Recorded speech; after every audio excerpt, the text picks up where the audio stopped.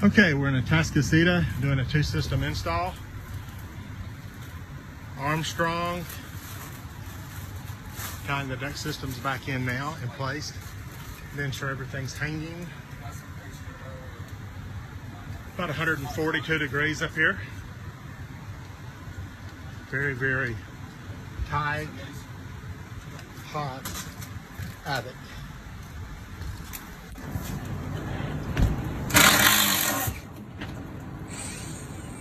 Got the units charged and starting up. Armstrong is a great alternative, a little bit friendlier in the price to be able to get a system with a 12-year warranty. Hi Ashton, what you got going on, man? Are you sealing things up good? Yep. Yes sir. Awesome. Anyway, this is the job. That's what our jobs look like. We mastic everything over so that doesn't leak. We see a lot of jobs where the drains are not done properly and then duct tape everywhere. You don't see duct tape everywhere.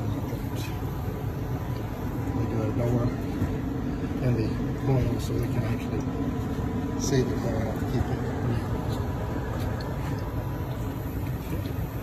Anyway, this job here is still running back. Anyway, we're getting closer for it to be finished.